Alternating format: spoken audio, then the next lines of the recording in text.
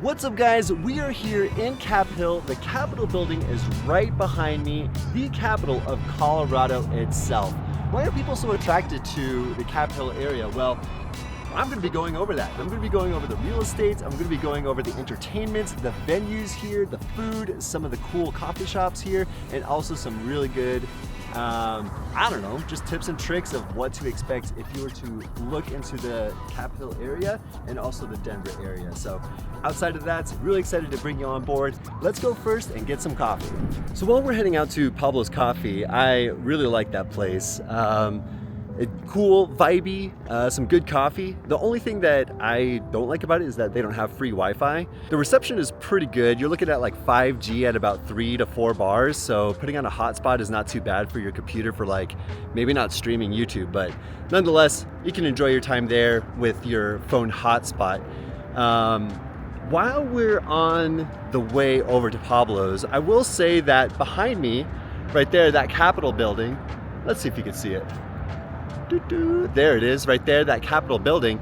It actually has the bench marker for 5280 feet in elevation over sea level.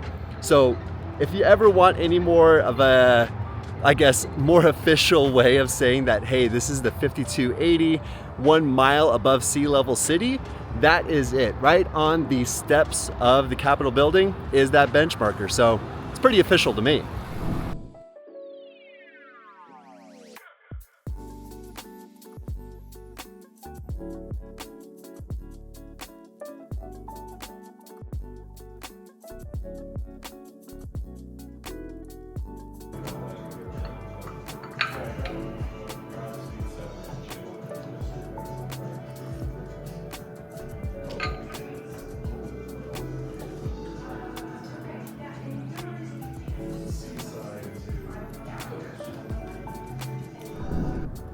So not too far away from Pablo's Coffee, it's actually just right down here. I can actually see it from Molly Brown's house, which is where I'm at right now, right behind me.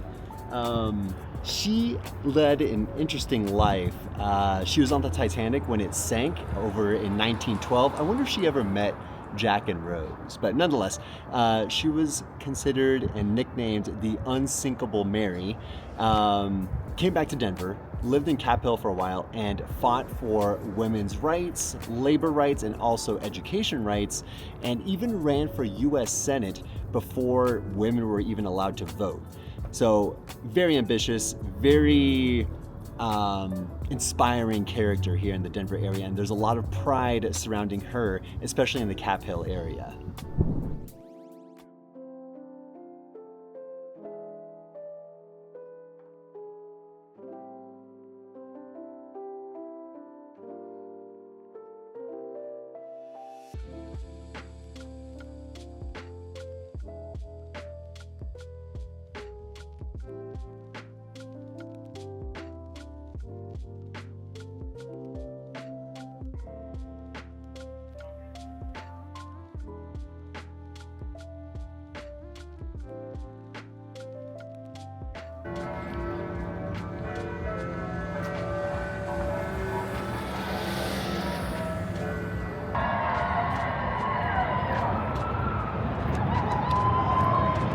Not sure what's going on here, but looks like a LGBTQ, protect trans youth, it looks like.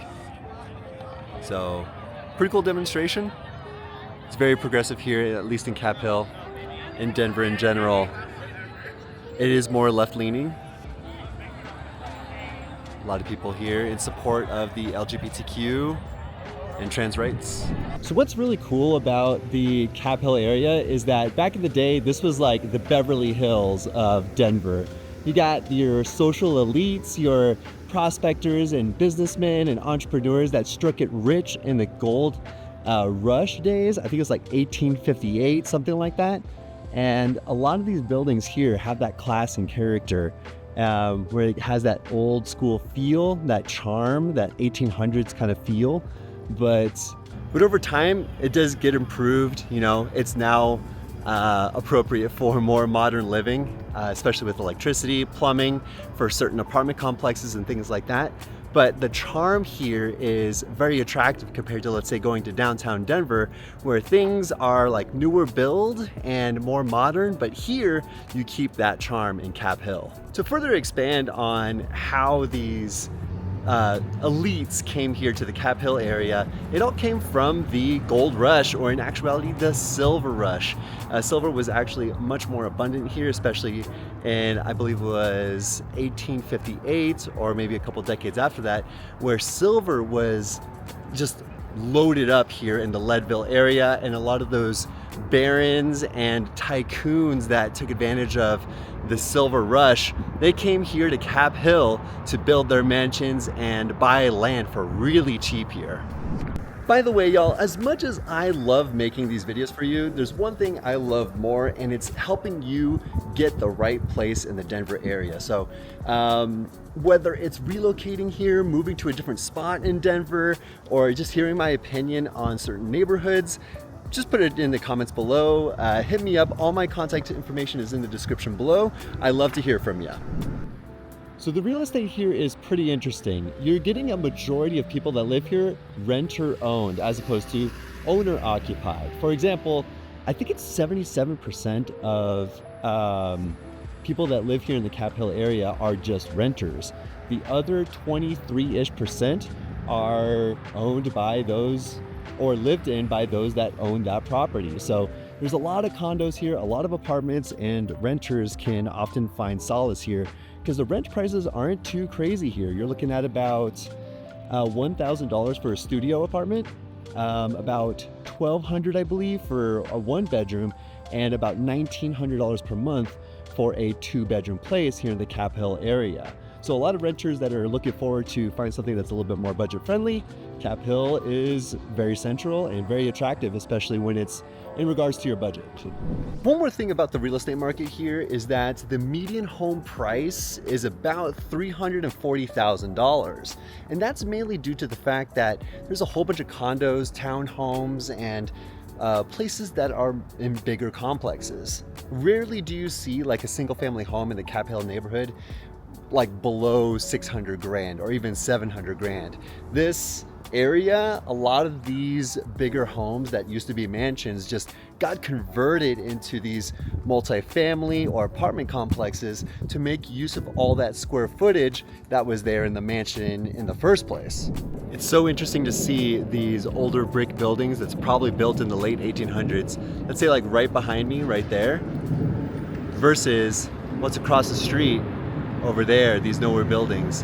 So pretty interesting to see. Cap Hill has a little bit of everything here, with modern mixed with something that's, you know, 200 years old. Well, maybe not 200 years old, but let's say 150 years old or so, especially if they're built in the late 1800s.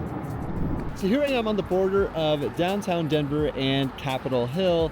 Colfax is what splits between the two neighborhoods. Over here in Cap Hill and on the edge of Colfax, there's a lot of public transportation here. A lot of conveniences for people not to rely so much on their cars and automobiles. So this is the hub. A lot of train stations. I think the majority of RTD lines come through here, and then a lot of the buses come through here as well. So pretty attractive. Cap Hill is definitely one of the more walkable neighborhoods here in the Denver area, and I absolutely love it. If there's anything that I could do to get away from driving my car all the time, it is a place like this, and I am always looking forward to it.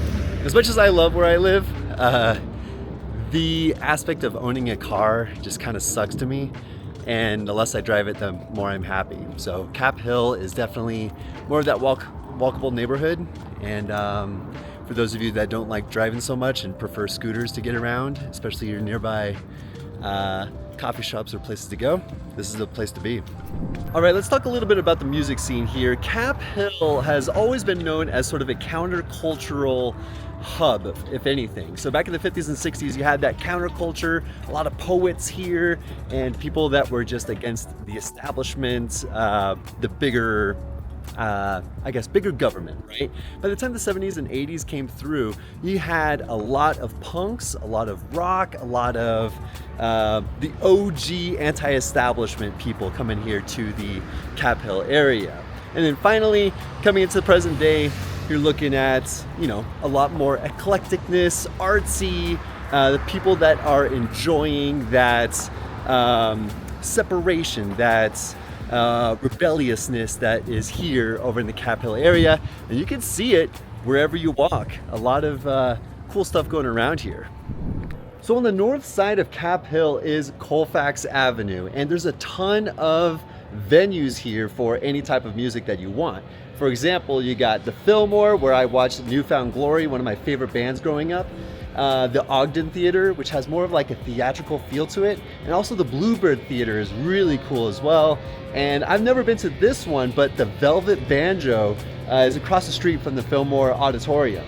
So that's like new bluegrass kind of feel. So really excited to see what else is in store, especially coming over to the Denver area or more Cap Hill, because I don't think I've explored it enough.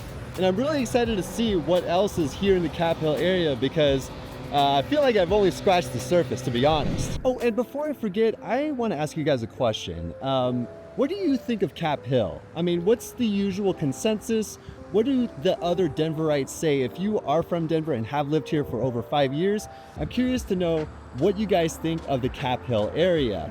I mean, I myself, I enjoy it. I'm loving it already. And I'm currently, you know, like experiencing it as well, especially as a tourist myself, as if I was a tourist. But I'm curious what your opinion is of Cap Hill if you've lived here already for over 5 years or so. So let me know in the comments below. I'm interested to hear what you're saying. Next, we're going to be going over to Cheesman Park, and if you've ever felt a little off in this area, don't be alarmed. This used to be a graveyard. They moved all the bodies to make this a park, and yeah, that was a little bit of history behind that. Kind of eerie, but at the same time, glad they did that, because this park is awesome.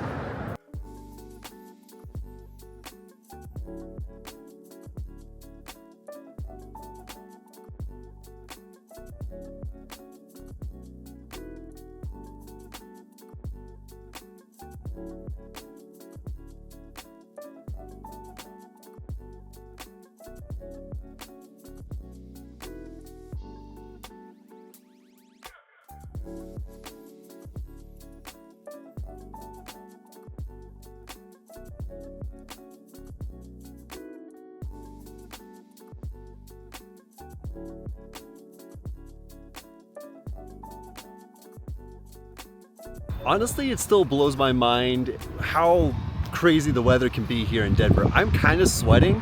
It's like the beginning of February in the middle of winter, right? And it's like 70 degrees outside. People are playing volleyball. People are hanging out. I absolutely love this scene because every once in a while the sun comes out, the snow all melts, and people are enjoying the great outdoors, even within their own city. And that's what Cheesman Park brings to the community.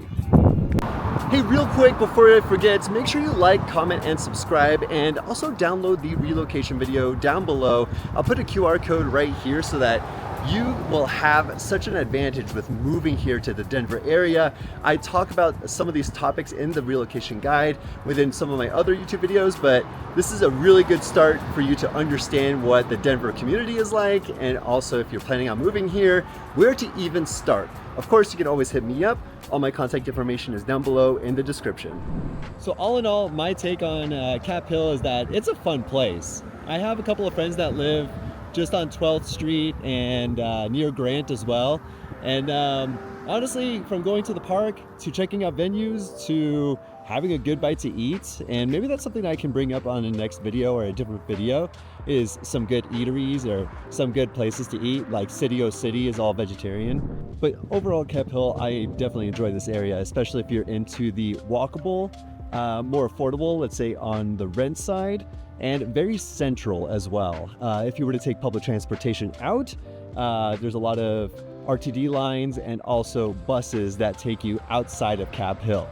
So let me know if you enjoyed this. Make sure you like, comment, and subscribe so that you can see more videos coming up, introducing you to the different neighborhoods around the city of Denver and possibly elsewhere, maybe even suburbia of the Metro Denver area. So thanks, guys. I'll see you next week.